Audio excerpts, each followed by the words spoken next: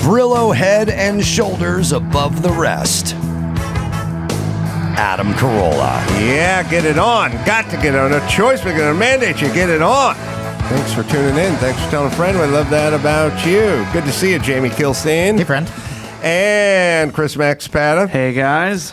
Man, I just had a bizarre moment that could be the reason why we're in a lot of trouble these days as a world and as a country. Because I was reading down Jamie's bio. Jamie's a comedian. He's a podcaster. He's rebranded himself as an ex-male feminist, and we'll get into all the trials and tribulations. I know you did Dr. Drew's show. I did. Dr. Drew was like, Jamie's awesome. You need to talk to him. So here we are. A weird phenomenon that I just had is I was looking down and I was reading your bio, and I was looking at, he grew up in New Jersey, and he's a trained fighter, knows jiu-jitsu, and all the interesting machinations of your life. Yep. And I looked down, and there's a line at the bottom that says, Robin Williams once said, we need more comedians like him. Yeah. Which is sweet. That is sweet. But the phenomenon that just happened was this, as I looked at it, Chris audibly said to you, we'll be talking to Alec Baldwin. Yep. About Alec Baldwin, I should say, with Mark Geragos and the breaking news and the case of that. He just said the word Alec Baldwin. Yeah. As I was reading it, I read Alec Baldwin once said, you need to be a comedian. We need more comedians like you. Yeah. I read it. Yeah. I saw it in print. I wasn't saying it out loud, so I read it. The letters morphed. So then, when he was done, I looked back down and I said, oh, and Robin Williams said that we need more comedians. And I thought it was a little queer that Baldwin would weigh in, but he's a pretty woke dude, and you used to be a pretty woke progressive dude. Well, I waited post-shooting to ask for the blurb. So I was like, and I looked down, and I kept reading the page. I was like, what happened? So when you said Alec Baldwin out loud, Robin Williams' name in print turned into Alec Baldwin in print. Yeah. In my head. And then, if I didn't recheck this and we'd gone about our way, and then I said to Chris, why'd you write on the bio that Alec Baldwin, whatever, you would say, I didn't write that. And I'd say, you goddamn liar. I fucking read Alec Baldwin's name.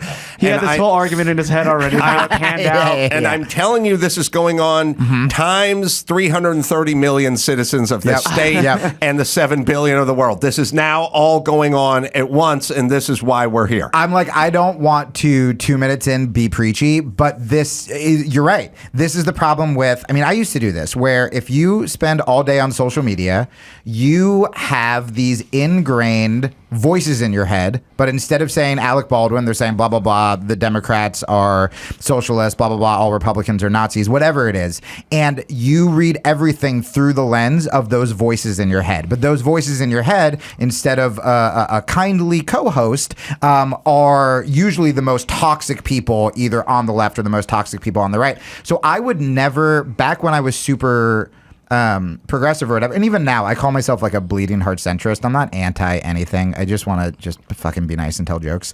But I wouldn't formulate, and I think this is most people, an opinion for myself, because you would see a story, and then before you even came up with an opinion, you'd be like, okay, I have to see what my team is saying. And then you'd see what everyone's saying. You're like, okay, I guess this is how we feel about it. And then I would just come up with a slightly funnier way to say it.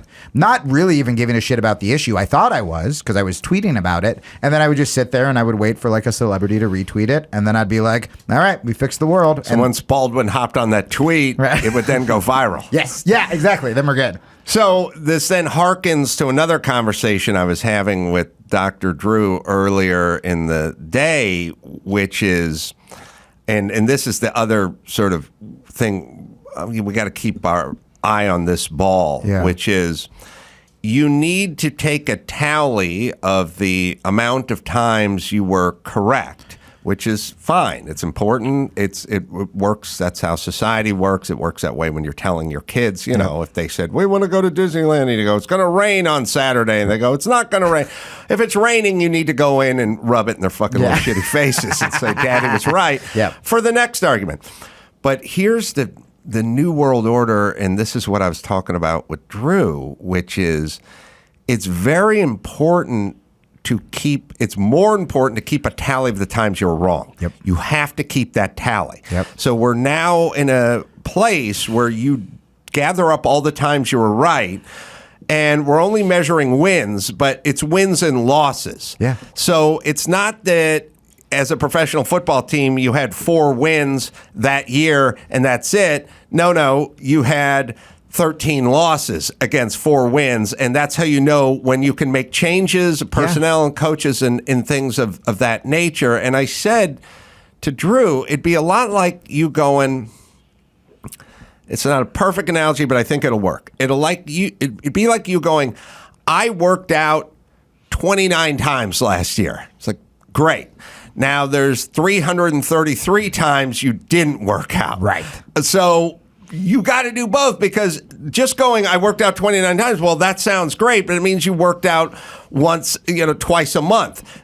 We need to focus on the days you didn't work out if you want to look good in your bathing suit. Yes, and the analogy is even worse than that, because it's the people who say they worked out 29 times and didn't work out all those other days that then will brand themselves as a fitness expert on Instagram. Yes. Where it's like, well, I know. And I think the thing that is so upsetting about what's happening now is not only are people not taking accountability for their losses, if you change your mind on any issue, you are automatically termed like a grifter, or like the idea of you evolving any of your thoughts, whether it's towards the left or towards the right. No one's encouraged to do that. So it's a bunch of people. I mean, look, how many Republicans secretly were not psyched about Trump? How many Democrats were not psyched about Biden? Say that. Be honest. You can still be a conservative and not like a thing Trump said. You can still be a liberal and not be a fan of Biden. And I think that if we had principles instead of parties, right? If you think that Donald Trump is a creep, you should probably say that Bill Clinton was a creep. If you think that drone strikes under Bush were bad, you should say that drone strikes under Obama were bad. But you are losing all fucking credibility when suddenly it's your dude in power and you go, oh, no, we're okay with that now. It's like the left being suddenly pro-censorship or, anti-science, where I'm like, well, I thought those were our things. Sorry. We have this new game that if anyone waxes on more than 30 seconds, damn it, we play them off with ranchero music. Watch, I'll show you how it goes. Just get preachy about any subject. Could be politics, could be COVID. It doesn't matter. We'll show you how the game is. That's all I've done this entire time. Okay, I think that if people started seeing each other as humans and getting off of social media, and they don't watch MSNBC and they don't watch Fox News. Oh, what's this music? And I think that really we could fix the world, guys. We could fix the world. We could change the world if we saw each other as humans and realized that we're all trying to become. It's really loud in my head. I think that. All right, we get the joke. Now, listen, people, in terms of keeping a tally of when you were wrong, which nobody wants to do because it feels unpleasant, but going to the dentist is unpleasant and going to the gym can be unpleasant. There are many facets of life that are unpleasant that are good for you, and look at this as a sort of invisible version of going to the gym or going to the dentist for the checkup or whatever it is. I will also say that most of the people I know that are doing pretty well and evolving nicely have a capacity for admitting when they were wrong and actually pointing it out, not for me, for them. Yeah. They then get growth out of it. There's a guy I admire greatly. His name is Jake, and the reason I admire him is that I met him many years ago, fresh out of Harvard, grew up sort of middle income Minnesota, made his way to Harvard and found himself to Jimmy Kimmel's writer's room. Okay. And I really liked the guy because he was a Harvard guy, but he was a dude from Minnesota. Sure. And I love a dude. Yeah. And we hung out and had some laughs for a couple of years, and then at some point, he announced that he was going to be a physician. Okay. He was going to be a medical physician. And everyone was like, we're in the writer's room on a late night show that's never going to end. So this is the best place you can be if you want to do what you thought you wanted to do when you were in college. But he said, yeah, I know, but now I'm going to give it all away and for the next 8 to 10 years study to be a physician. And I was a little dubious. I was like, I've had other friends announce they were going to do things and it never really worked out, but not Jake. Jake said, no, I'm going to do this. And he went off and he quit his writing job and he put in the 8 years or whatever he needed to put in and became, I think, an emergency medicine the physician, and actually flew in helicopters and like medevac situations as a physician. And he did it. He did all the stuff he said he was going to do. And we were watching football on Sunday couple of weeks ago, and he was there with a couple of the other guys. He's always welcome, and we're having a few beers watching the game. And I don't know how we stumbled into it, but he brought up Hunter Biden's laptop or whatever. And I said, yeah, well, they knew, that was a real thing, and they tried to cover it up because it was before the election. And he kind of pushed back in a sort of respectful way. Well, it came from Giuliani, so, everything coming from Giuliani's got to be a little suspect. And I said, yeah, but the FBI had it, and those experts that all signed the letter saying it had all the earmarks of Russian collusion. And we sort of had a little back and forth, respectful. He was fine about it. I was fine about it. It was no big deal. Nobody shouted at anybody. Went on, drank beer, watched more games. And then I ran into him.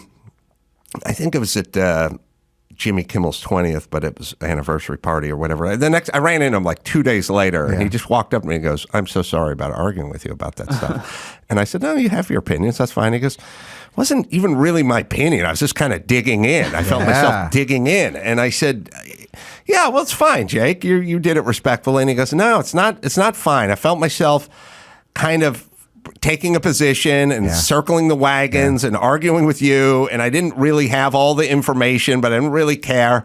And you were right, and I shouldn't have dug in." And I was like, "That's why I like you, Jake. Yeah. This is why. Now we just need a little more of this, and we might be in a better place." Yeah, I mean, it's funny. I'll get stuff like that will set me off sometimes too, because I mean, one, I've been in his position. I've been one of those guys who's like, what if I just like give it all up and be a cop at 40 and 5'7"? Because now I teach jujitsu with Tim Kennedy, and if you've met Tim Kennedy, it's like you're around that dude, like special forces, UFC fighter, author, like all this stuff, and you just go, oh, I just want to do that. What am I doing? Telling fucking jokes on stage and not saving everyone's life. And then, people like Tim are like, no, you tell jokes, blah, blah, blah. But I've thought about that. I've wanted to quit. But what I noticed is being around guys like that and being around people who... Because even the best of comics, we're still kind of forced to be on Twitter, and we're forced to read the drama and the back and forth. And even if we're trying to be more centrist or we're trying to be less toxic on social media, like we still have to be aware of what's going on. Whereas when I'm around these special forces dudes all day, I don't know how they vote. I just know they're really good dudes and they just want to help people, and that's what they do with their life. And suddenly I'll be backstage at a comedy show and someone brings up something political, and I feel that just tick, just to be like, well, if we stop bombing Palestine, and people are like, what are you talking about, man? Right. And like, but it's, you argue for so long, and also you see how bad it is. And I think for Jake, he's in the real world now, just helping people, not giving a shit how people vote. So the idea that suddenly he's at a football game arguing about like the coked out son of the president, he probably, had that moment where he's like, I didn't even give a shit about that, which is awesome that I think there are so many more people like that. And they just feel like if you're not arguing on Twitter about shit you don't really care about, you're not doing your duty as a citizen. And in reality, I think the less we argue about that stuff and the more we just watch football with our friends who voted differently, the better we'll be. Well, so what is your journey? I know something about it, but you have a story of you were canceled. It's not good. Essentially. Yeah, I want to hear it. I mean, it's funny because when I used to do podcasts back in the day, the intro would just be like, you've seen this next guy on Conan. And now I feel like when I do a show, a lot of times the intro are like, this guy's been through quite a lot and should be dead. I mean, the short of it was when I first started comedy, or when I first started kind of getting known, I was really liberal, but I was liberal under Bush, where you're like, the war in Iraq's probably bad. and gay people, I don't care if they marry, which I think even a lot of my conservative friends now are like, the war in Iraq's bad, and like, I don't care if gay people marry. And that kind of got me labeled as this lefty comedian. I got most of my gigs overseas. Like, dude, I played the Sydney Opera House once and couldn't get booked at a New York club when I got back. Wow. Because they love the kind of like bush trashing, whatever. And also, I'm in my 20s. So every newspaper just being lazy is like, well, this is the next Bill Hicks, because essentially I'm talking about politics, I'm talking about religion, I can't get booked in America. They go, oh, Hicks. And I grew up on Bill Hicks. Like, that's who got me to love comedy. And so I just played into it. I'm just like smoking cigarettes and fuck the establishment and all this stuff. And so we started, me and my ex started a political comedy show, like, I mean, God, it might be like 20 years ago, but like 15, 18 years ago. And this is before like The Daily Show was big. It was kind of like the first of that. I feel like now every comedy podcast is a liberal comedy podcast, but we were first. But because we had a comedy audience, it was my audience, we could call, you know, Dick Cheney a fat R word, and people would be like, yeah, cool. Like, we wouldn't get canceled because it was comedy first. So we could be filthy. No one was censoring us. And then as my career kind of flatlined and my ex was a political journalist, we started to get more political people listening. And slowly it was kind of like, you can't say that. That's problematic, you know, stuff like that. So we were kind of, I feel like I was on the forefront of both cancel culture and getting canceled. Like, I was a hipster in both of those things. I got canceled before Louis did. No big deal. And so what happened was, as that show shifted, I actually went on Rogan's 3 times, and it's much like a TV arc where like the second season, don't watch that. Don't watch that. First was great. It was at his house. Loved each other, became friends. He started getting me into UFCs. It was awesome. Second one, I was sort of in my wokeness. And it was right when, do you remember Daniel Tosh made some like rape joke and people got mad? And I was on MSNBC, and I didn't even say we should cancel him, but I was like, I wouldn't make that rape joke. And I go on Rogan, and essentially, like, if you see those YouTube compilations where it's like Joe Rogan, top 5 Joe Rogan destructions, like, I'm on there. I'm like very close to the top, where we just got into this huge fight. I didn't know we were going to fight. I think I tried not to fight, but about like rape culture and feminism. And because of the internet, you know, it wasn't even me being like, you're fucking terrible, fuck Daniel Tosh.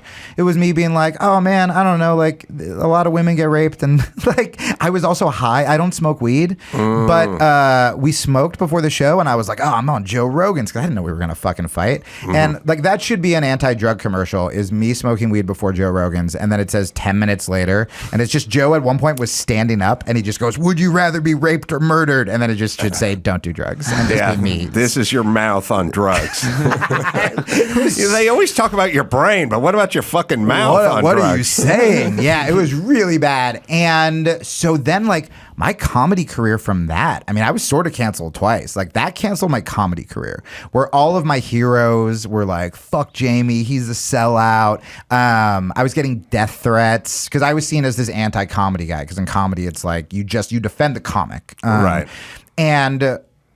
And again, I'm in my fucking 20s. I'm just in this political where I don't hang out with comics, really. I mainly just hang out with like liberal journalists and gentrified Brooklyn. And getting canceled wasn't a thing. So like having all these people, I just go, everyone hates me. How would you? Yeah. How would you even and I mean, someone like hacked my Twitter and just wrote rape all over. So I became like the rape guy for being like, rape is bad. And then what happened was personal stuff, depression, marriage falling apart. I have a dumb affair. Shouldn't have had a dumb affair. Have not had dumb affairs since then. Wasn't good.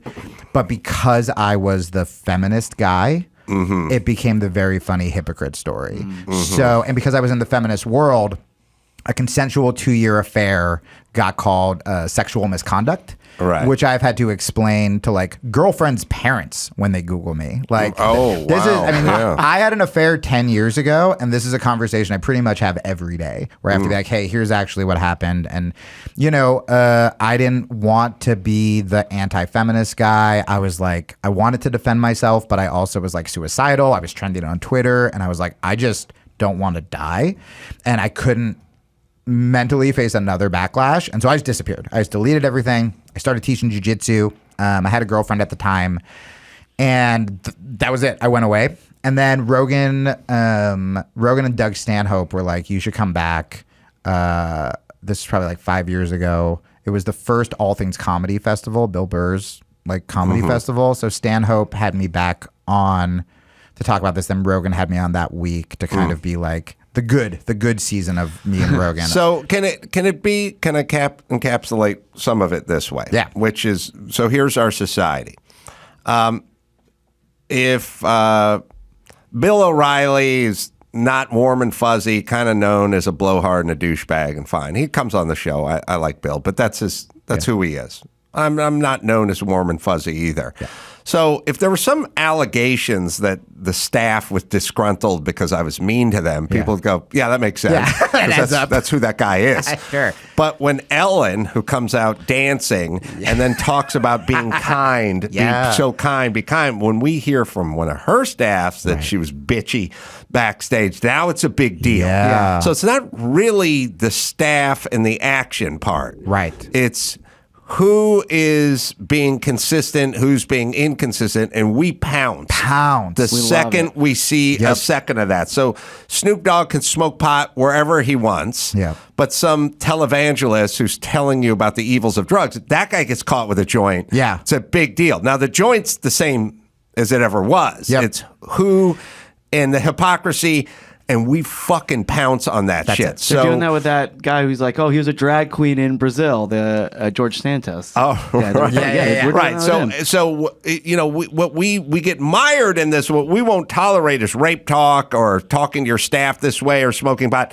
No. It's who's doing it and what they said about it before. So you got the rape argument, then you had the affair. Right. Now we're pouncing. Which, by the way, I would like to say for the audience, those two things are very different. And like, if you are conflating an affair with rape culture and just being like, oh, yeah, like Jamie and Cosby. And it's like, no. Like, and I've had people even like, I've had friends like try to help me where they're like, hey, man, like, you know, Cosby's back, you'll be okay. I'm like, please don't put me in that category. Like, I don't want to be in that conversation at all. And, you know, what's worse is because people want to pounce so much is, I mean, the story could be, this fucking sad preachy dude is a hypocrite. He had an affair. But again, the language turned into, I mean, I was called, so there was a Jezebel article about it. I remember the girl I had an affair with, I don't know if I've said this before, or should. But the girl I had an affair with one time, I tried to break up with her because I hated it. I mean, people who think like having an affair, like, you know, they're sitting in their boring marriage and they're like, oh, that's probably hot. It is horrible. You hate yourself. And I remember, I kept trying to break it off, and she goes, one day I'm going to write if you break up with me, I'm going to write a book about this. Oh. And I was like, I'm not famous enough for a book. And then like 6 months later, I was like, I was famous enough for a Facebook post and a Jezebel article. And so essentially she put out this call, like, who's been wronged by supposed feminist Jamie Kilstein. And out of the, you know, hundreds of girls, high five everybody, that I've slept with, one girl was like, he DM'd me on Twitter and was flirty, nothing sexual. I've never sent a dick pic. I don't have that kind of confidence. And then another, this is the crazy thing about like our press, is in the Jezebel article, a girl said, you know, we hooked up. It was the safest I ever felt with someone or something like that. And then she goes, but then he called me a road fuck on his podcast. Yes, I read that article. Did you see in parentheses, it said Jezebel could not find this quote? Yeah, right. But they printed it. And it's like, right, because I'm not talking about slamming road pussy on my feminist podcast that I host with my wife, which is an insane thing. But the headline and my Wikipedia, like that will still say emotional abuse because I apparently called some girl a road fuck. And so to your original point, if I was just a comic, if I was just a comedian, comedians talk about affairs. They talk about fucking up. They talk about being a delinquent. They talk about trying to get better. Yeah, Richard Pryor talked about setting himself on fire, smoking crack. Yeah. You know? And we're just like, yes. But I wasn't that. And not because I thought I was more better than comedy or self-righteous. It was just I was failing in comedy and I wasn't in politics. And I was like, okay, this feels like I'm doing the right thing. And then I did that. And then, you know, at the time, and I'm sure you've seen, I'm sure you have friends and you've seen this, the only other option when that happens is not, hey, man, be a better person. You know, work on yourself. It's either this guy should never work again, or you have to make a complete heel turn. And I haven't recovered financially still. But at the time, I'm like, I was homeless. My cat was covered in fleas. I had this moment where I go, the only offers I was getting was to be like the anti-liberal guy.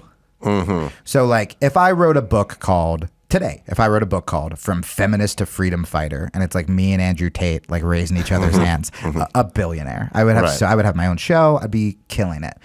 And those were the only offers. So it's either you never work again, haha, we won, we buried that guy. And then no one who tried to bury me even remembers who the fuck I am. They don't care because they're on to the next person. Or you have to become the like anti-version of who you used to be. Which is why I don't like I don't even say like anti-feminist, because yeah, I still think rape's bad. I still think bad things happen to women.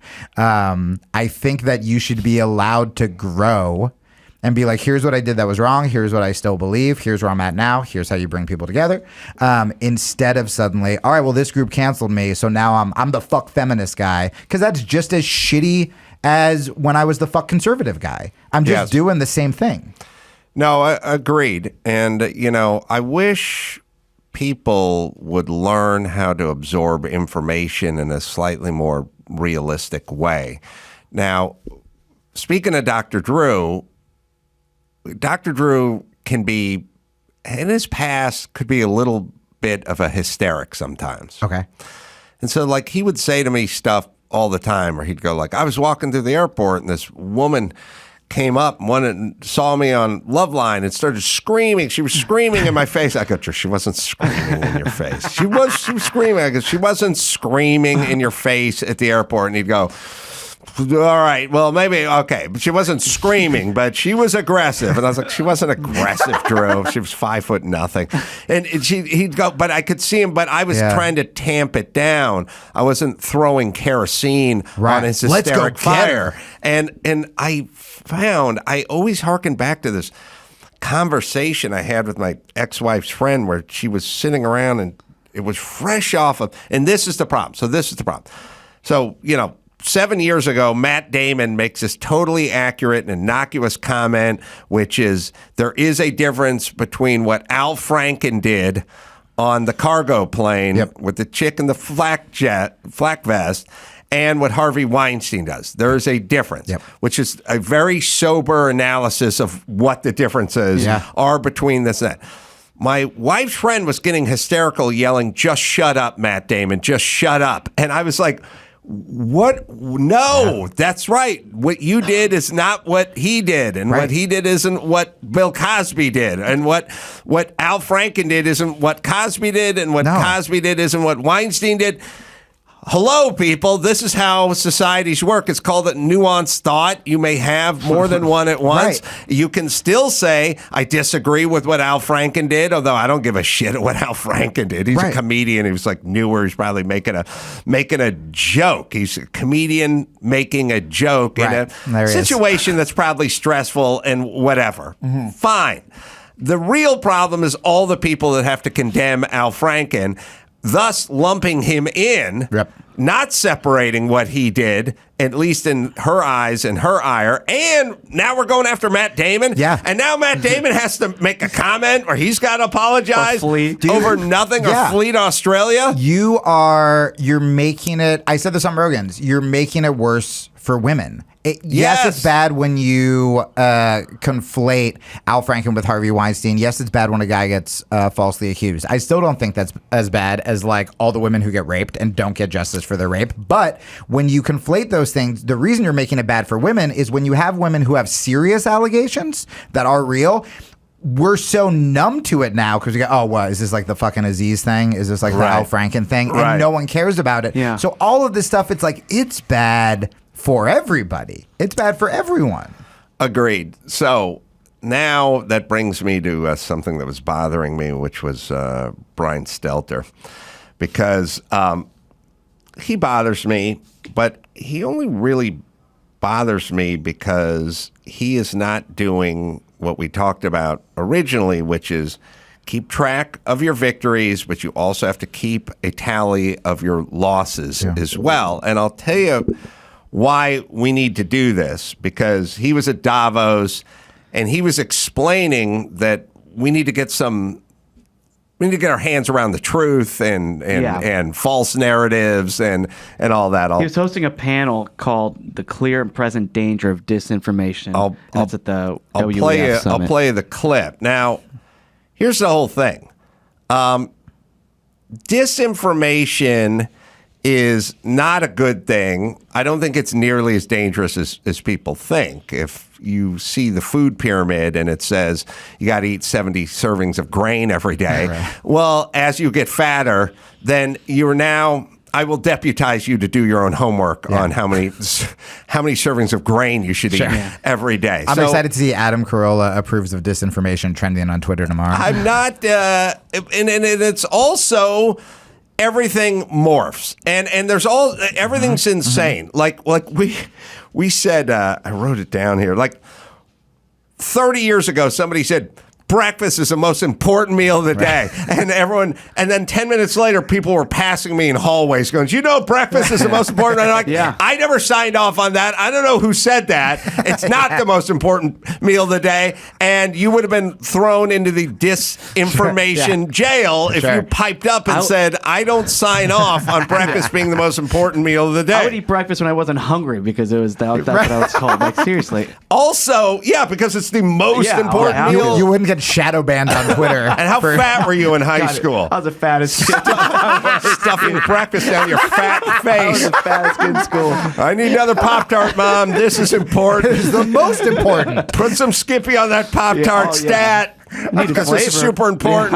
And on the other side, and no matter how you feel about it, everyone became an expert in Ukraine 10 seconds. Like, holy this is shit, the only democracy in this region of the world, and their democracy needs to be defended. Otherwise, you couldn't find Ukraine on the map 10 minutes ago, bitch, and now you're fucking got the lapel thing on. And if I go, hold on a second, maybe sending them $200 billion a day in defense isn't, okay, so now we got an information situation You're going on. You're a Russian spy. You and Tulsi Gabbard must be working for Putin. So Brian's gonna tune us up on information.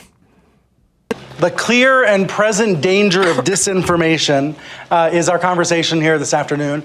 It follows a session just now about disrupting distrust. And of course, those are connected. So I hope that's where we can start. I'm Brian Stelter, formerly of CNN, now a fellow at Harvard University. Let me briefly introduce our panelists. And since we're being live streamed, a reminder that the hashtag is WEF23. We can try to put some real information out into the world to make up for all the crazy. All right, so let me just coach up the disinformation czar over here. He was at CNN with the Russian collusion, the PP tape, and the Steele dossier, and everything that was completely cooked up. Now, it turns out the Russians had zero effect on their rights. But you, Brian, and CNN were pushing this disinformation starting in 2016. I mean, this shit went on for 3 years, every single night. Fine. Turned out you were wrong. But then you went right to COVID. And it turns out all the shit you said about COVID for 2.5 years was wrong, too. And then you morphed into the Hunter Biden laptop thing where you were wrong and incorrect about that. And at some point, we'll see what happens with January 6th and Fauci. But what I'm saying is whatever side of the aisle you're on, I'm certainly not listening to you lecture me on disinformation. It feels like an Andy Kaufman kind of bit where he's like, hey, what if I just host it? Like, you think everyone will call me out if I'm the guy?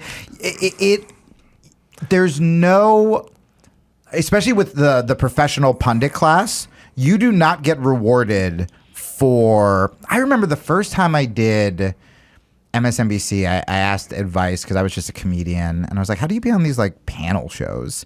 And the host, who I really like, was one of the more respectable people over there, was like, you do what politicians do, which is if someone asks you something that you don't know, you just pivot back to your point. So you'd go, we could talk about what I was wrong on CNN, but what the people really want to talk about is, keeping these Planned Parenthoods open or whatever your talking points are.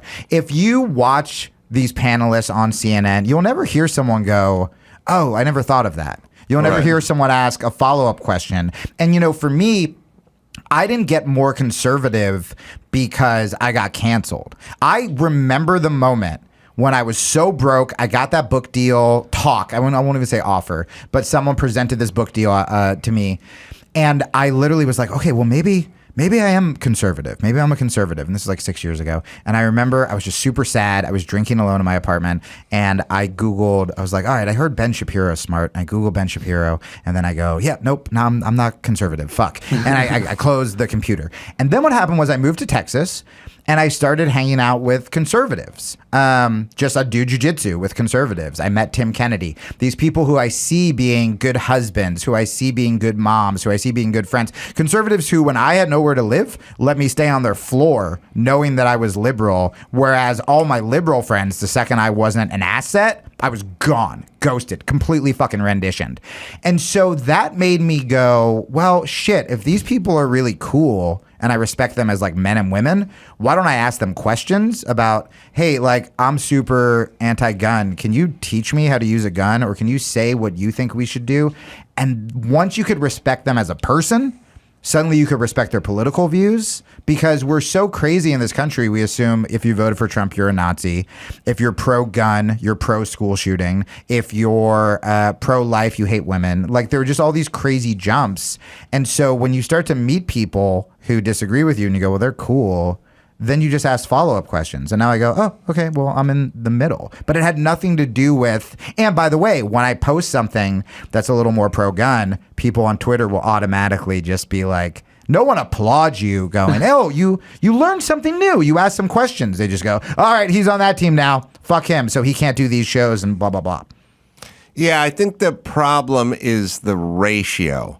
I think on the left, they're not very tolerant to what would be a ratio. So if you're on the left and you said, well, I'm pro-choice and I'm pro-gay marriage and I want to decriminalize prostitution and marijuana but you went down the path with them on 8 subjects, and you were simpatico, but you go, I am kind of pro-gun. I think you should be able to have a gun, and I'm down with school choice. I think you should be able to have vouchers. Right? And they go, oh, okay, so conservative now. Right. And you go, no, tally them up. Yeah. You got 8 out of 10. It's just that's a great score. There's 2 that I don't have. You're at 80%. Well, and by the way, nowadays the 2, when you said guns, I was like, you're being generous. Nowadays you could be 9 out of 10, and it could literally be like, I don't want my kid going to a drag show. Yeah, right. And it's like, oh, you hate trans people. Right. And it's what like, no. What I have found as a person who's not conservative, I have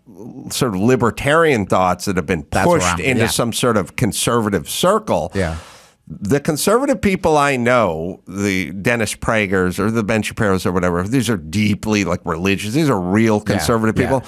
They understand I'm an atheist. Yeah. And they understand that I like to smoke some pot and drink and blah, blah, blah. Yeah. They don't care. Right. They don't have any thoughts. They don't try to turn me around. Mm-hmm. There's no reason why I don't get invited to the party. They're just more tolerant of that diversity of opinion. The best manager I ever had, this is when I was very atheist. I mean, I opened for Christopher Hitchens and like Richard Dawkins, like back in the day, like that atheist. I found out recently, and I forgot this, she's a really deep Christian and was just like completely down with me. With that said, when I tell my friends now that like I'm Christian, a lot of my liberal friends are just like, oh, so you're in the cult now. And they're so fucking mean. And it's wild because one of the things that I thought about liberals and one of the things that attracted me about liberals, again, under the Bush administration, I thought we were the party of like tolerance. I thought we were all about being inclusive, right? It's like, don't be fucking racist. Gay people are cool, blah, blah, blah. And now you see, I am just shocked that the most open-minded, accepting people I know are conservative Christians that I spent my entire life being like, fuck you, bigot. And now they're still just like, hey, man, come on, you're fine. Whereas the liberals have become the sort of get out. And also, if you care about a political issue, you should want as many people in the fold as possible. I go on Glenn Beck a lot now, and you should want me to go on Glenn Beck as someone who is more liberal because I get my message out to millions of people just to be nice to each other and blah, blah, blah. And instead, it's like, if you go on that show, if I go on this show even, it's like, oh, so you're a fucking right-wing guy. And it's like, man, I guess. I don't know. I'd rather hang out with them at this point. I'm wondering, like, how much of it is projection. I'm starting to think that most everything is projection. Well, that's what I used to do. In life. And I did kind of learn it early with a lot of, like, sort of weird, in the 70s, I'm older than you guys, but there was a lot of like sort of hippie rage, which is like, it was like back to Ellen dancing. Yeah. You know, the image of themselves, literally the image, and it's been captured on film and stuff, is there's a National Guardsman standing there holding a rifle in full uniform, and they're putting a daisy down the barrel. That's in their head. It's called flower power. You know what I mean? Let's get a VW van and you put a huge peace sign on the hood and then daisies on the side of it. Meanwhile, you push one button on them and they're fucking rageful maniacs in a second. They'll go full Great Santini on your ass in 0 to 60 in 2.7 seconds. Like, you would piss them off and they would fly into a rage like immediately. And I wonder, is it all just projection? Like, they always talk about tolerance and acceptance, and we're so like, we are, I'll give you one example. They never stop talking about tolerance and a seat at the table so all voices can be heard. Women voices, women of color. Women of color must be embraced and accepted. Bring up Candace Owens' name in front of them, and they'll like, that Auntie Tom should die. Yeah, she doesn't count. She's a black woman. She's a strong black woman. Don't you want? You've been begging for them to have a seat at the table. Fuck her. And it's like, well, then wait a minute. How into tolerance are you? Yep, I'm friends with Coleman Hughes. I'm friends with a couple black conservatives, and the shit they get. They get it worse than any white righty would ever get. Anyone. And a lot of times it's by my old friends who were white as fuck. By the way, it's like when I hung out with all those white journalists, there were not a bunch of black people hanging out at like our like Friday get-togethers. It wasn't until I started going to jiu-jitsu that I was like, oh, all my liberal friends, it's just white people gentrifying parts of Brooklyn, essentially. But like I used to project all the time. I mean, even before politics, when I used to be in high school and I'd see people running and I'm like, oh, fuck that guy. And it's because I was fat like you, just eating Pop-Tarts, and I didn't want to run and I was miserable. And even the feminist stuff, I look back on that, man, and I didn't have, I feel like until this year, honestly, I didn't have like masculine role models growing up. So I became friends with girls. I fell in love very fast. Girls liked me because I was funny and I could talk about my feelings. So like very like good traits, feminine traits though. And so I think a lot of this projection against like dudes, right? Against like guys. Toxic masculinity. Yeah, I think a lot of that was just I felt weak. And so, well, if you feel weak, then you use what you have. Well, I'm going to be smart and funny and fuck these guys and whatever. And now, you know how many of my liberal girlfriends, if I hold the door for them, they're just like, God, thank you guys. Don't even fucking do that anymore. Because they're like scared to do anything masculine that's good. And it's like, Drew and I were talking about this on my podcast, actually, where, real toxic masculinity is just you being an asshole. Right. It's just like you're an asshole. But good masculinity and good feminine, like those are good positive things. But yeah, for me, I was totally projecting pretty much everything. And the problem was, because I was on the left, I thought I was being so selfless because I'm defending other people, is how I saw it.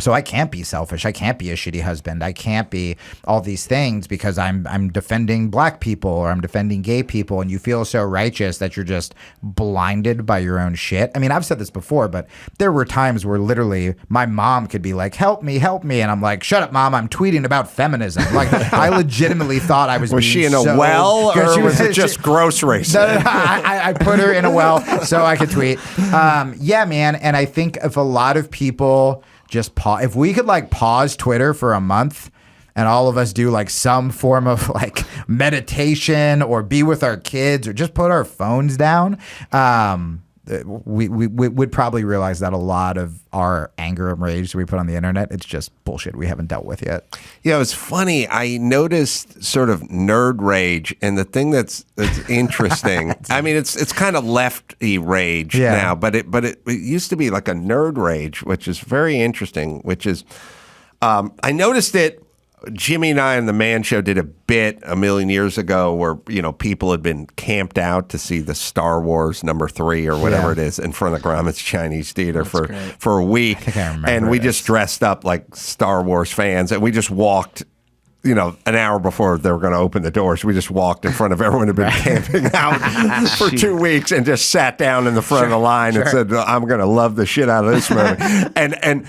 But what I noticed, like what I took away from it is these guys were rageful. Yeah. You know what I mean? Like your jiu-jitsu friends would handle this a different way from Texas. You know what I mean? They wouldn't be rageful. They would take care of it. They would quietly take care of it. Right, right. And I started noticing this sort of nerd rage. And what we have wrong as a society is we all think everything is some sort of 80s movie with the jock fraternity and the nerd fraternity. Yeah. The reality is the jocks are even and they're mellow. Yeah. They get it all out on the field or on the mat. They work it out, and they get humbled every day because if you want to play football, you want to roll jiu-jitsu, you're going to get your ass kicked 17 times a month. Yep. And you understand that feeling of having the guy across from you get the best of you constantly, and you work it out, and also you don't feel insecure because you understand what you can do physically. The angriest people on the planet are the nerds, and the woke nerds are more angry, and they've moved into positions of power now, and they're running big tech, and they're running the LA Times and New York Times, and they're all fucking angry. Oh, is Geragos on? We'll talk to him. He's on line one? Yeah. We'll talk to him about the Alec Baldwin trial or situation. But first, I have a question. Yes. I listened to your theory just. Hi, Adam. Hi, Mark. I listened to your theory. Have you ever listened to the Geraldo Rivera theory on Bill O'Reilly? No, I've not heard it, but I'm ready for it. Okay, I thought of this today because I was on a show with Geraldo, and somebody was asking Geraldo about Bill O'Reilly, and he says the problem with Bill is highly intelligent, has a expansive kind of knowledge, but he's a big dork, and he never had a good date, and that was probably his problem. And I think that's an offshoot of your theory. Yeah, that's basic cable of if somebody should have give that guy a good fucking, and it would mellow him out.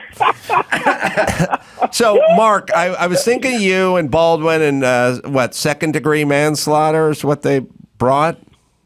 They call it involuntary manslaughter, which in New Mexico is what they call a fourth-degree felony. Now, is this a DA sort of grandstanding, or is there any meat on these bones? Well, you and I talked about this on our podcast a couple of times, and I think also on ATS. When he gave that interview to, I believe it was George Stephanopoulos on ABC, and he said, I didn't pull the trigger, and he also made the statement that he doesn't really take responsibility, even though the gun went off when it was in his hands. I think I told you at the time that if he were my client, I would have taken a baseball bat to his head, because that was, excuse the pun, he was triggering the prosecutors. The idea that he's going to, and the victims in the case, because it was a horrible, horrible accident, but it does arguably fit within the definition of involuntary manslaughter. And this is where the fight's going to come down. They've already got a plea agreement with the second armorer. So for those who are in the weeds on this thing, they've got an armorer who, and Adam knows this because I haven't been on the set, and actually educated me to some degree. The armorer was also apparently very inexperienced. And there is, and Adam, we also talked about this, not only was Baldwin the actor on the set, he was also the producer. Right. And there was all kinds of real-time evidence about him cutting corners, people quitting, saying it was unsafe. And so the prosecutor honed in like that today. You and I talked about this months and months ago, if not a year ago, and said, there's two theories here. One is as the producer, the other is as the actor. They went right for both of them, and they're going to make that argument. And it does not have to be intentional. They don't have to show that he had the intent. That's what separates a voluntary manslaughter from an involuntary. Involuntary is, did he do either a lawful act in a way that was negligent, and that would appear to be the theory under the code section, that the lawful act was he was on a movie set, but he was negligent. Was the negligence because they were cutting corners and they were shooting, or they were allowing live rounds to be shot on the set, and maybe the day before has been what some of the evidence is? That has not stopped, by the way, his lawyer from coming out today and saying, we're going to win, and rather some extreme bravado. And remember, Alec Baldwin could probably find it there. I don't know who's producing you today, but he's made statements that he was told before they weren't going to file on him. Yeah, so actually he did that out of harm's way. He did that with George Stephanopoulos. In the interview, he said, "I've been told by people who are in the know that it's highly unlikely that I'll be charged with anything criminally." And then also, Baldwin and Rust Movie Productions in October reached a settlement with Hutchinson's family, but the DA right after that said this will still have no impact on the criminal charges. So I wonder, is it because he's Alec Baldwin that the DA is so adamant about this? I think that there is a certain hubris, and I said it all along on this, which you're going to trigger DAs. First of all, when they settled and they made the widower an executive producer on the movie and had him release a statement saying this was a tragic accident, it was almost like they were too clever by half, and that's something that will normally piss off a prosecutor. Then when you say, I was told, as if your people, your manager, your agents, your lawyer is telling you that you're not going to get charged, remember, they're the ones who hold the keys to the jailhouse door, and you have to take a certain circumspect kind of position, especially pre-filing. I understand after filing saying we're going to win this, prosecutor's full of shit. I get that. But pre-filing, where they can file or not file, I always try to proceed with caution. If this was not Alec Baldwin, would they be filing? I think they would have filed a long time ago. With someone, with an unknown actor. Because if it wasn't Alec Baldwin, I'll tell you why. All of the stuff, we talked about this in real time again, all of the stuff about the people quitting, people saying we're not going to stay there, people saying, it's unsafe, real-time emails and texts, that's hard for a prosecutor to overlook. So I was thinking about this as I was anticipating speaking to you today, Mark, and I was, I like analogies. So I was thinking if I was Baldwin's defense, I'd use this analogy. Like, let's just say, forget that it was a gun. Let's just say we were doing Hurt Locker 2 Electric Boogaloo. Right. And I'm writing that down. And my client had to defuse a fake bomb. Yeah. And the process that they were going to film was he had to cut the red wire, and he did, and the bomb blew up and killed the cinematographer. Yeah. Would that be on him, or would it be on the person that planted the real bomb when there was supposed to be a fake bomb there? Is that analogous?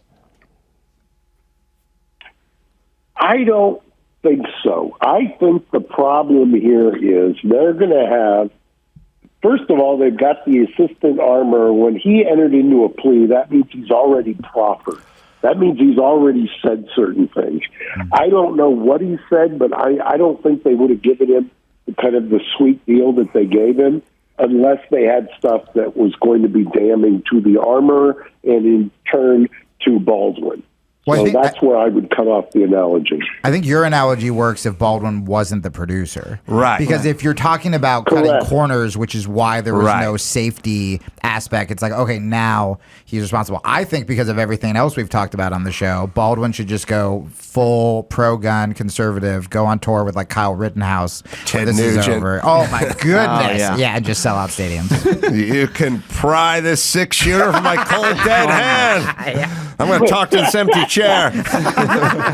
Well, yeah. So I think what we're all landing on here is if Alec, pardon the pun, was a gun for hire who literally just showed up like it was a bad rom-com he was doing in the 90s to try to get a payday with 4 days' work, or he just walked onto set. There's a loaded gun. And somebody just handed him a prop pistol and it went off.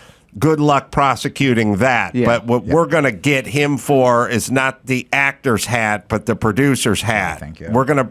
We are going to indict Alec Baldwin, the producer, not the actor. Is that accurate? Yeah, that's their backup. That's their default. Right. So if the production wasn't such a shit show and all this stuff happened, would it be a different story right now? Yeah, I think that's exactly right.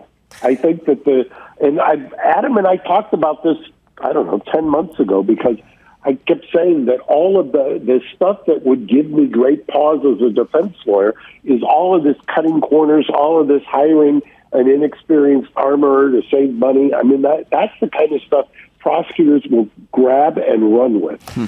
How much of this also, because I grafted onto every societal exchange and situation now, is sort of optics. Baldwin, sort of rich white guy, shoots young woman. You know what I mean? Like if he shot some old grizzled grip or something. An older white guy. Yeah, He did shoot an older white guy. The director got shot. yeah, but He didn't file charges, by the way. We have an attractive younger woman being shot. The armor, I think, was a younger woman too. Yeah. Is there optics that play Yeah, in? if he shot someone with like a "Make America Great" hat, everyone Right. like, well, you know. Smoking a cigar. Accidents happen. Yeah, that guy was grabbing the ass of every intern. Yeah, no, we're glad he's gone. Does that play into this stuff, Mark? I could be a cynic and say if you saw one of the interviews I did today with the prosecutors, it would fit into your narrative. I'll just leave it at that. Sure. Mark, always glad you find time to carve out and spend with us. Reasonable Doubt you should listen to, and Beyond a Reasonable Doubt as well. And Mark's got a whole bunch of restaurants and hotels and stuff too. Hey, Mark, can you get a Jezebel article pulled from the internet? All right, I'll take that as a no. Thanks, guys. Great to talk to you, buddy. Good to talk Mark. to you. All right. Why don't we do a quick news story before we get into All right, we want to Jennifer move on Cohen? with the Alex stuff. Let's Let's move on. Oh, here, from let's that. talk about this. So there's a hockey game on Tuesday. Mm-hmm. Philly Flyers versus the Ducks, and there's a Russian player named Ivan Provorov, and 26 years old. So it was Pride Day. So the Phillies were wearing the Pride-themed jerseys, had their sticks wrapped in rainbow tape. But Provorov, it's against his religion to celebrate Pride. Mm-hmm. So he sat out the warm-ups, but he's now been labeled homophobic. His quote is, my choice is to stay true to myself and my religion. That's all I'm going to say. And I respect everyone and everybody else's choices, but I just can't participate. So this is a big deal right now that he said his teammates have his back, his coach has his back, but online analysts, the NHL, they're all making sure that okay, no, we're still supporting Pride, LGBTQ plus. Yeah, but yeah, this it's a big deal. It's a big deal for for the Flyers. It's nothing. Everyone's making a big deal. I love all the 53-year-old hockey analysts that never mentioned a word about this or are disgusted. Just have such strong feelings about something they give two. These guys growing up playing hockey in Quebec. Yeah. Use the word fag 700,000 times before their ninth birthday. And now they are incensed. Yeah. Yeah. So so this is EJ Hradek on the NHL Network last night. and Ivan Provorov can get on a plane any day he wants and go back to a place where he feels more comfortable, take less money, and get on with his life that way, if it's that problematic for him. And he's been in North America for a long time. He played in the Western Hockey League. He's now been in Philadelphia for many years. If this is that much of a problem for him to maybe assimilate into his group of teammates and in the community and here in this country, that's okay. Listen, you can feel any way you want. But the beauty is, if it bothers you that much, there's always a chance to leave, go back where you feel more comfortable. I understand there's a conflict of sorts going on over there. Maybe get involved. Jeez. All right, shut the fuck up, Blowhard. Is that a go back where you came from? Like, yes. go on again? It was literally go die in a war is what he just said. What's so crazy about that is old progressive Jamie was like, I don't know how I feel about this I know. story. I wanna hear I both was so sides. conflicted. But hearing that, I just go, this is why the liberals are losing everything. Yes. Because I'm a straight Christian and love gay people, and if I saw a gay person being bullied, I would step in a fucking heartbeat. I have no thoughts on, if someone's going to go to hell, all that stuff. I'm like, Jesus was cool. Jesus loved everyone. That's my Christianity. All done. With that said, one, you don't want to force a guy to, I think so much of liberalism in America is performative. Yes. Where it's like, this dude's not going to change his view on gay people by wrapping up his hockey stick in a stupid fucking rainbow thing. So it's like, it's going to be inauthentic. But also, like, where I'm at when it comes to what I believe in right now is I just want to be a good example. And if there's a dude who doesn't like gay people, who, let's say, goes... Dawson, get ready with the ranchero music. No. He Keep paused. going. We have Keep to start going. it again. We have to start again since Adam... Tell me So, damn it. how open your heart is again. It's very open. Keep going. But no, what you have to do is be a good fucking example. If you're going to say, kick this guy out of the country, you think that's going to make him like gay people more? Or you think it's going to make him double down on his views and be like, fuck gay people. All that. Yeah. Got it. You got to keep going. Hey, just beat it. No, you all sit here No. and listen to this music. No, here's what it is, and here's the crux of the problem was in that dickhead's sanctimonious speech, which Yes. is, if he has such a problem, he doesn't have a problem. No. You said put on the gay hockey sweater, and he said no, thank you. That's not having a problem. It's like, I don't have. If you offer me a corn dog and I go no thanks, that's not me having a problem with Right. corn dogs. That's you having a problem with me, you fucking sanctimonious prick. Yeah. So if it's such a big deal, like that's the one they always are. It's such a problem. Such a big deal. No, it was no deal. He said thanks, but Yeah. no thanks. And then he went on and said, I'm religious and it doesn't fit If with he my was teaching. out- That's a zero burger, sanctimonious prick. If he was out hate criming gay people, then okay, Right. maybe Yeah. maybe this guy's going Right. back to Russia. But like, yeah, he just doesn't want to put on the sweater. Yeah. Yes. And such a problem. It's just like live and let live. I just want to play hockey. Right. Is that a problem? Yeah. And if that And is, I have standards that I'm going to stand for. Right. But I'm not going to throw anything in your face. guess who the I just bitch who won't has be all there. Yeah. Play the ranchero music for yourself, Does. No. The person that has such a problem with it is this asshole, not the hockey player. And Right. also, yes, You know, writing end racism in the end zone of NFL games or wrapping your love. hockey stick with a gay flag. All that. And all that does racism, is- by the way, as all the white owners are just watching people CTE each other all day. Right. These like young black kids, and they're like, yeah, Right. yeah, just put a fucking BLM thing. It's fine. Yeah. That, well, we can turn the page. I was wrong. The NHL actually put out this statement today.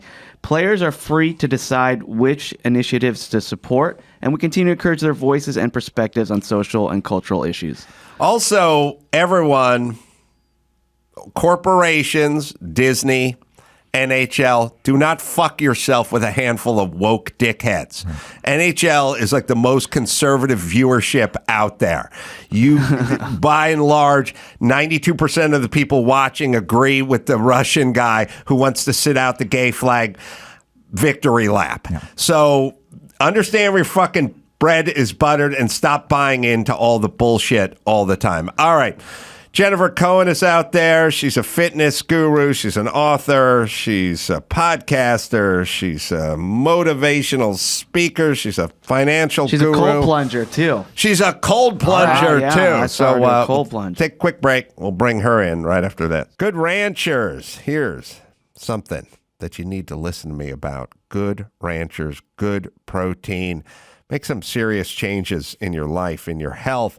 Good Ranchers, 100% American meat company that delivers the best cuts of beef, chicken, and seafood right to your door, all sourced from local U.S. farms. And right now, get over 2 pounds of chicken free in every box for a year when you subscribe. That's a year's worth of America's best chicken free. That's a $149 value when you subscribe at goodranchers.com. That's goodranchers.com. Plus a bonus of $20 off when you use my code Adam at checkout. Great company, great protein, and use my name Adam at checkout and get $20 off an already great deal. Am I right, Dawson? Start your year right. Change the way you buy meat by switching to Good Ranchers. Make sure to subscribe today and use code ADAM to claim your free chicken for a year and $20 off your first box. Good Ranchers, American meat delivered. In celebration of Jim Carolla's upcoming 92nd birthday, here's a list of 92 things Jim Carolla has never done. Number 6. Used sandpaper. Just one of 92 things Jim Carolla has never done. Let's get back to the Adam Carolla Show. I'll be in Dallas this weekend with John Popper doing music and comedy and everything else. And Chris will be there and Dawson will be it'll be a there. fun And we're time. playing music and you guys can hang out and say hi. Blues Traveler John Popper? Yeah. Playing, I was a playing 90s jam band kid. all the hits. Hey, come out to Dallas. Come out to Dallas. I'll drive. Yeah, come I'm on Austin. Hit me up. I'm coming. All right. So go to adamcarolla.com for all the info, but that's happening as you hear this. Jennifer Cohen's in studio. Good to see you, my dear. Nice to be here. Thank you for having me. There's a book called Bigger, Better, Bolder, Live the Life You Want. And this is the part I like. Not the life you get. Yes. Because I think there's way too much talk about this person was born into X, Y, and Z. Yeah, everybody, almost all the time. So let's figure out how to fix it, not complain about where you were born. That's the motto, right? You can't really, the whole purpose of this whole thing is not for people to take and acquiesce to the life that they were given, but basically curate and design the life that they really want. And how does that process work practically? Well, my whole message philosophy is about being bold. I think that being bold is really the through line for success. And that can be in any kind of success. It could be professionally, personally, or whatever you're trying to acquire or get in life, right? It's not about people rely too much on talent, that you have to be talented and beautiful and smart, when really the truth of the matter is being bold is the secret sauce, and it's not all those other things. Thank God. Jeez. I always think of Brian Grazer when I talk about these types of people because I've interviewed him, and I don't know what his talent is being bold. Right. I don't know that his talent is acting, writing, directing, or doing anything else. His talent is walking into people's offices when he's 22 and a half going, I got good news for you.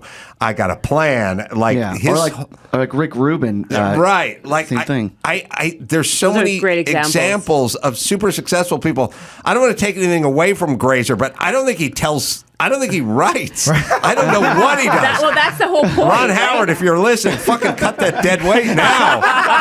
You guys have been splitting a paycheck Fuck for that 40 bold years. motherfucker. I'm saying he just makes shit happen. He doesn't. He's not tall. He's not good looking. He's not an actor. He's hygienist for shit. He's a racist. He's homophobic. He's xenophobic. Somewhere Brian Grazer's listening to this with just a tear falling down his eye. No, he's bold. He's bold. He just does stuff. He has chutzpah. He's got a lot of chutzpah, and that's the Yiddish Jewish word for being bold, basically. But Right. this is for more than just Jews, I guess. So that's why I say bold, because the truth, like you said, Brian Grazer is, and that's your person. I'm not saying anything about you, Brian Grazer. She's like, I still want to work for Brian Grazer. I don't want to like ruin my chances there, but I definitely would say that there's a million examples of people that weren't extraordinary in any means, but they were the ones who went for it. They were the ones who just went and figured it out as they went, or just simply was a squeaky wheel that never gave up. And that is honestly the crux of everything, right? Because if you really think about it, a lot of people who are the most extraordinarily talented really kind of never really amounted to much, because they didn't put in the work, the persistence, the tenacity, and they didn't have the confidence and kind of courage just to go and ask for what they actually wanted. Yeah, but so then the question is how do we graft that on to people? How does that work? So thank you. How it works is, this is the first part of it, right? People assume that you have to be born bold or you're not. And that's simply not the case. You can acquire boldness, and you could become bold by practicing. So I think boldness is a skill, like anything else. Like if you want to learn karate, if you want to be good at tennis, Spanish, whatever it is, you have to practice and harness and hone it, and you get better over time. And that's the way I think about boldness. It's the same thing. If you want to get good at being bold, you got to do little bold moves daily, and eventually they accumulate and compound over time, and then you can become more bold. Like if you're not comfortable asking for a big thing, like if you're not comfortable asking for a little thing, I should say, you're never going to be comfortable asking for a big thing. Oh, this is me when I get a wrong order at a restaurant. I'm like, it's fine. So that's the example I always use. Did you read my book? Yes. Of course.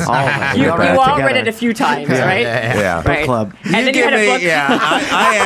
I asked for onion rings, and you give me fries. Yeah. You'll never see me again. I'll never double back. Well, you're bold, aren't you bold? No, I'm not. You're not bold? He did I'm the not same bold thing. at all. Yeah, at restaurants, they'll just take So the reference there. interesting thing is you could be bold in some areas of your life and then really timid and meek in other areas. That's a whole other area. That's me. But I don't know. I'm not really bold in any facets of my life. I just realistically, I've assessed what I can do and what I can't do. And if I've decided I can do something, then I'm bold. But it's not because I'm bold. It's like I used to teach boxing. I would assess how drunk the guy was and how skinny his ass was and all that, and then I would beat him up if he bugged me. Right. But it wasn't really bold. It was as I had a skill set and he was drunk. Okay, well, listen. But I will say this: you were self-aware enough to know at some point what you're really good at and what you're weak at, and then you leaned really deep and into the strengths.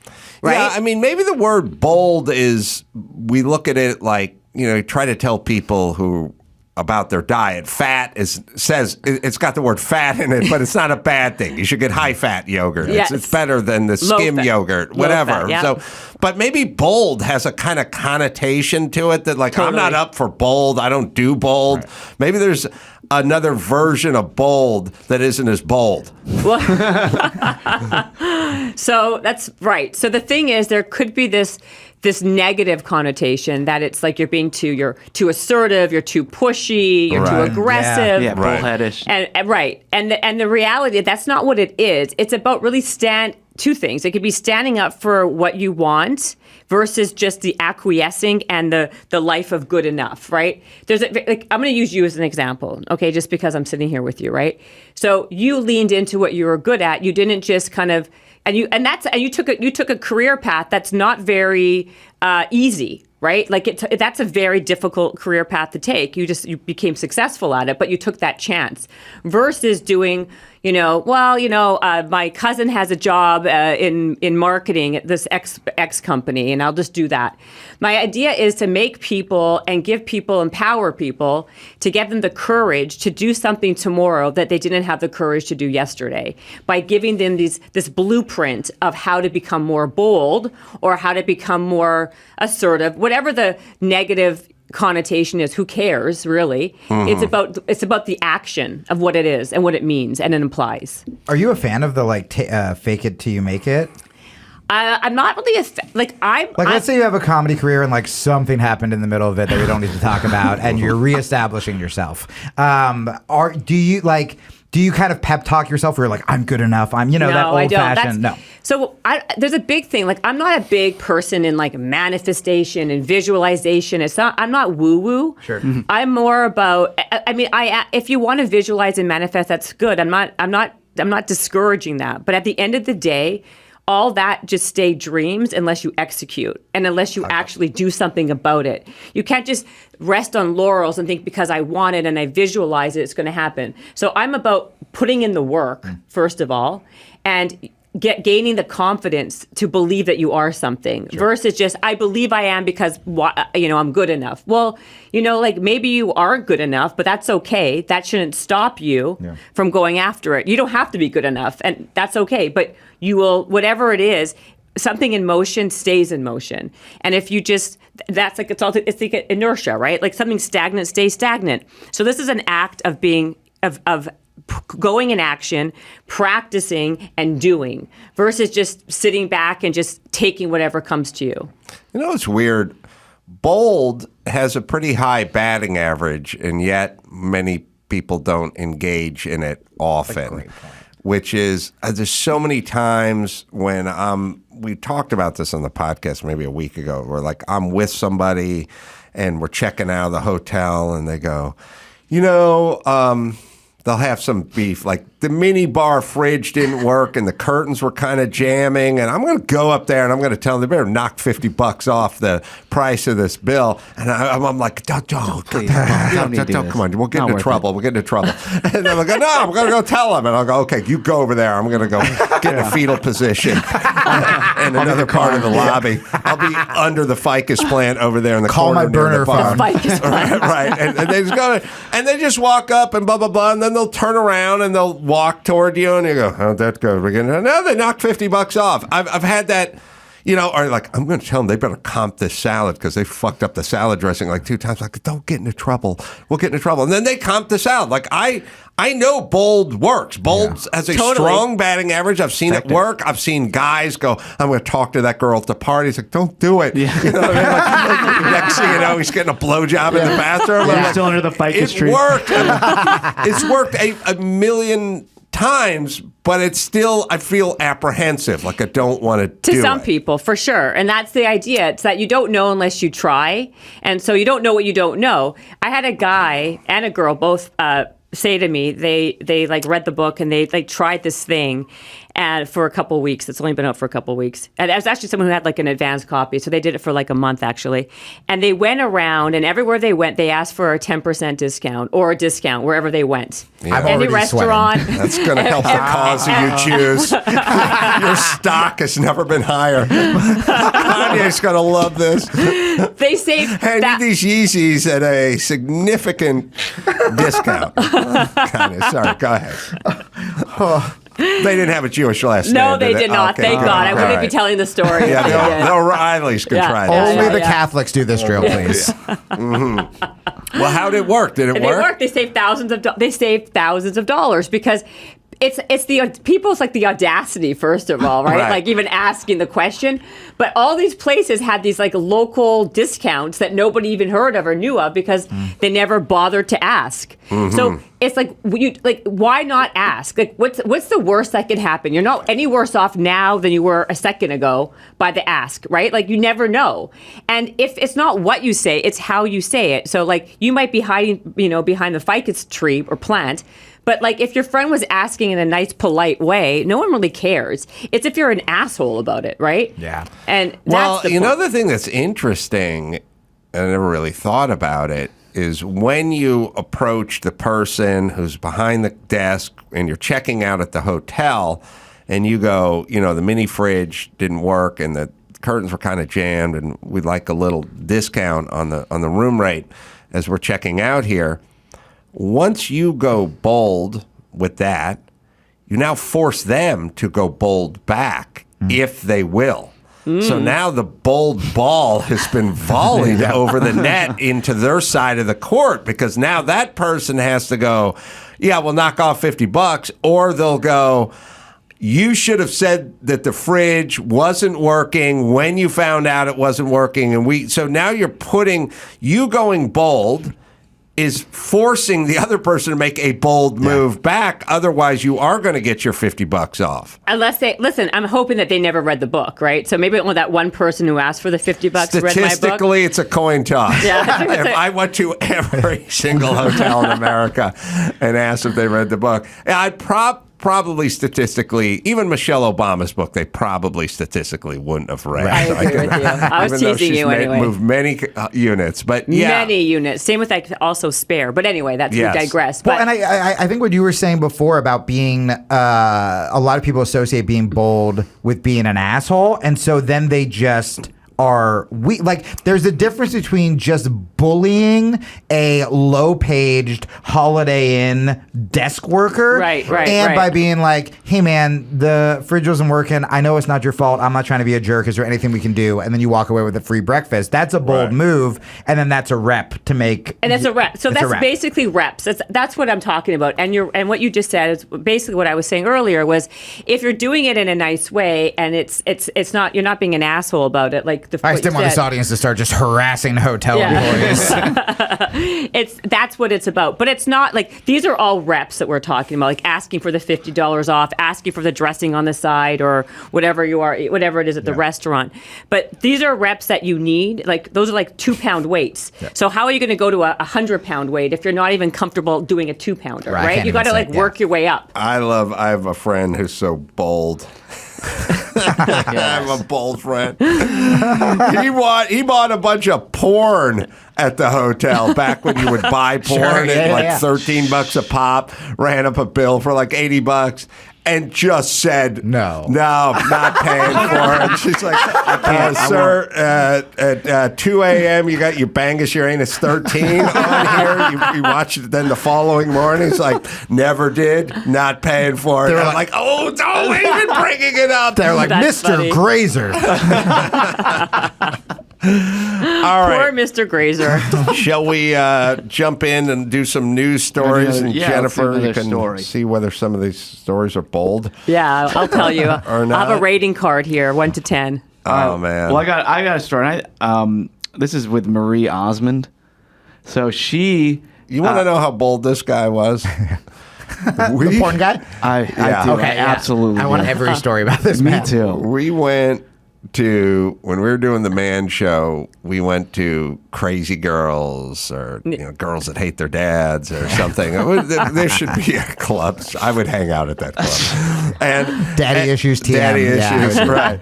And we just went there just to drink and get lap dances. But we would then bill the production and say we were on a scout. Right. Yeah, it's a write-off. That's a big bold Chicks move. on trampolines. Yeah.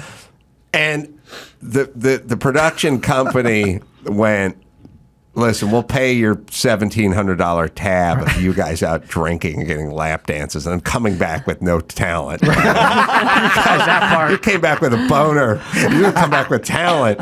And they said, look, we will pay this time. This is the last time we're paying. You cannot go out and rack up $2,000 bills at strip clubs and expect it to come out of the production.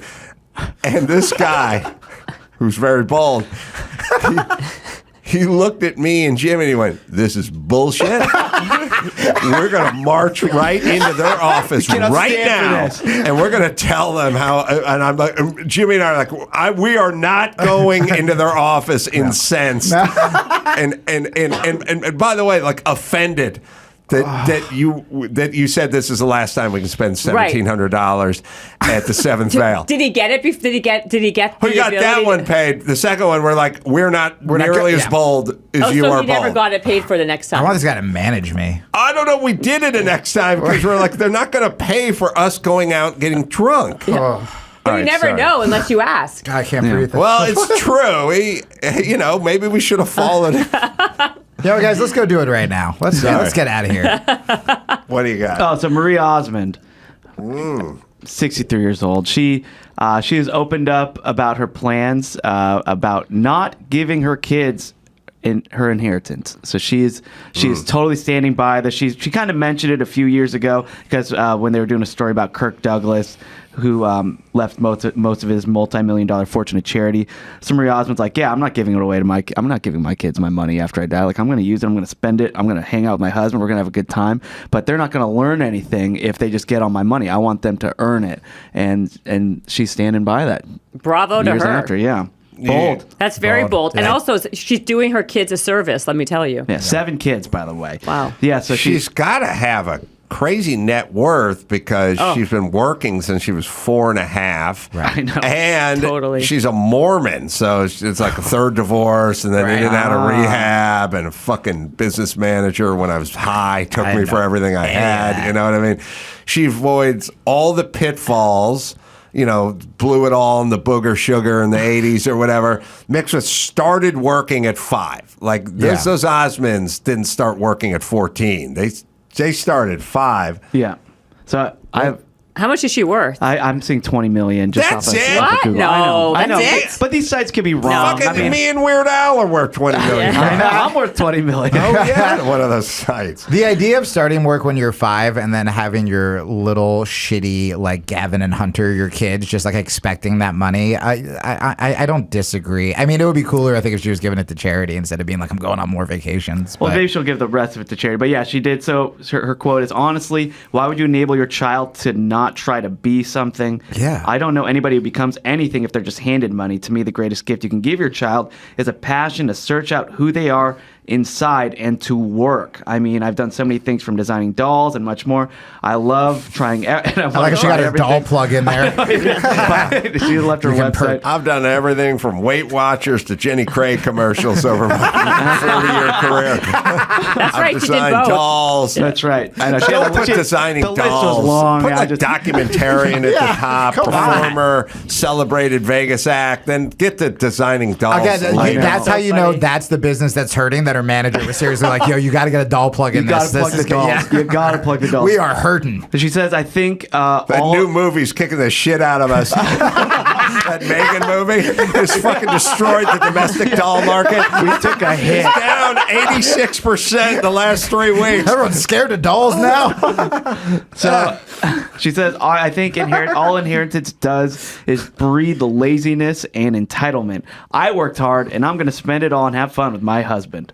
Have fun. Yeah. Not drinking caffeine Caffeine, or yeah. alcohol or smoking or staying up after 10. How much fun? You know, on one hand, I got a lot of respect for this, that she wants to spend her money in her old age. I've been trying to tell my parents, spend all your money. We don't need it. Just spend Yeah. it. Good for But you.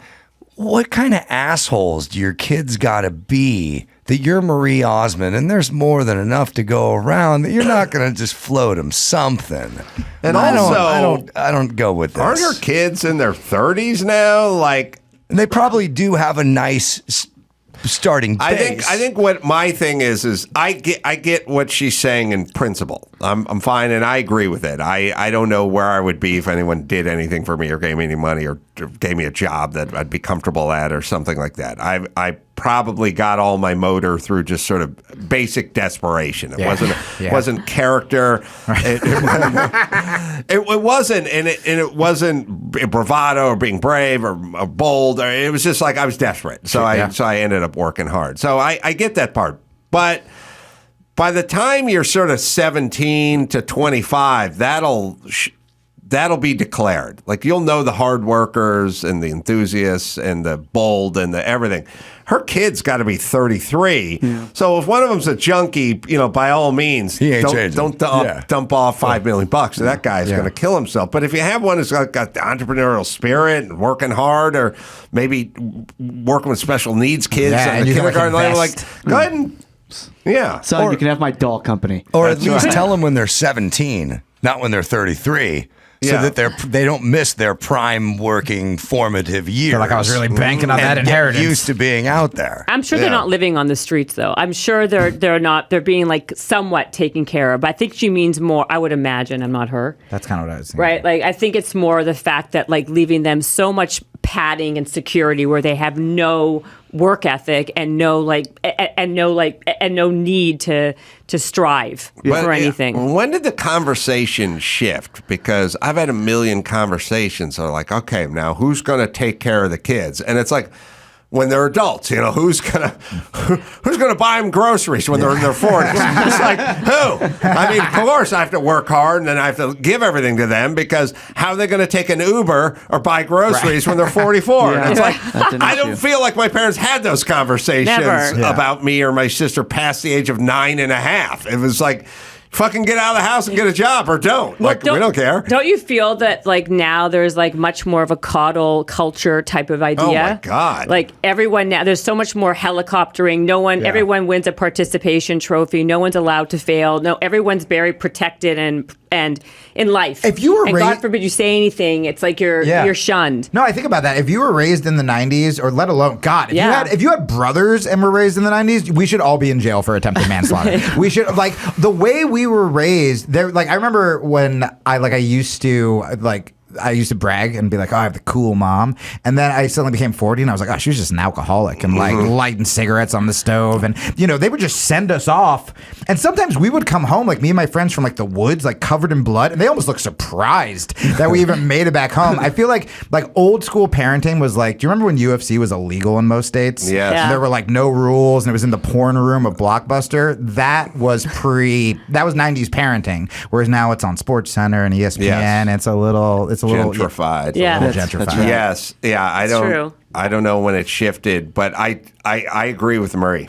Yeah, And I think Shaq said the same thing. Gordon Ramsay, his kids fly coach when he's up in first class. That rules. Yeah, that rules because that's he's great. on the plane in for Yeah, he's that's earn right. it. Earn your seat next to me, son.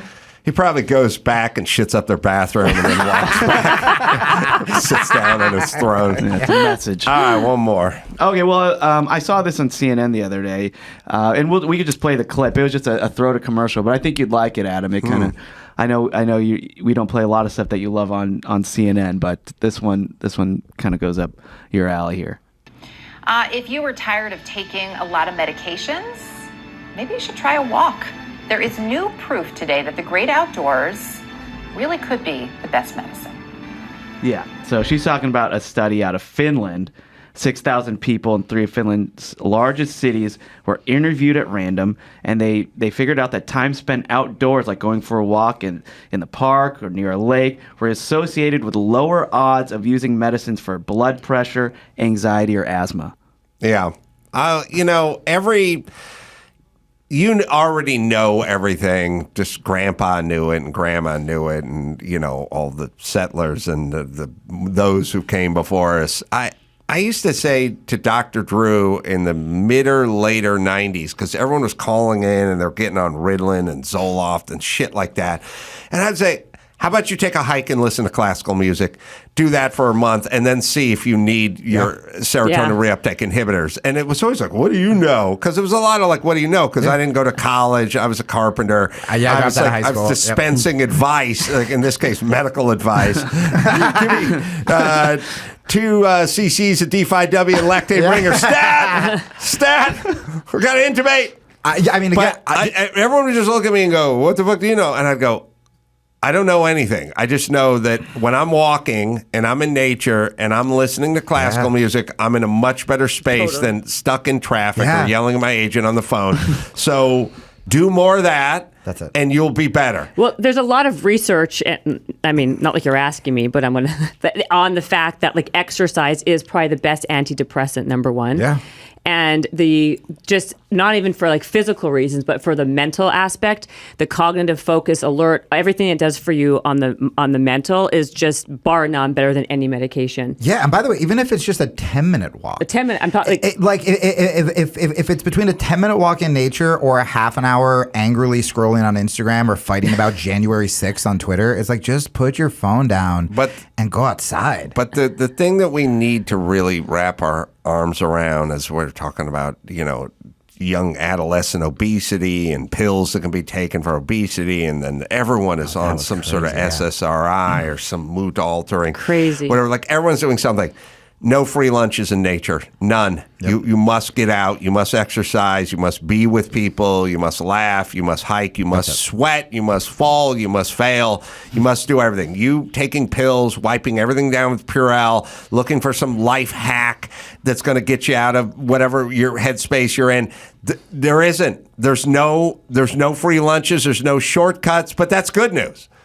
This whole thing of like, but people want shortcuts. That's the problem. I understand it, but like, that's the problem. The problem is the wanting of the shortcut. Now, if you're using Waze and you're going to the airport, fine. I will grant you that. But I know you're a cold plunger, right? I do all that stuff. I'm like a big sauna person. I do the cold plunge. I do all those biohackery type of things. But at the end of the day, those are all just nice additives. But, you know, before this book, I wrote a ton of books on like health and fitness and diet. And the reality is I was talking about the basics because it's not complicated stuff. It's like doing the basics, do a squat, do a lunge, go for a walk. Nobody wants to hear the obvious things that really that actually work, right? Like eat clean, don't eat McDonald's 24 times a month. But people want the magic pill. They don't want to just listen to reason. Yes. I just say, I've been saying this for 10 years, just diet and exercise. And I'm not talking about health. No, I know. Or weight. I'm just saying, here's what life is. Diet and exercise. That's all.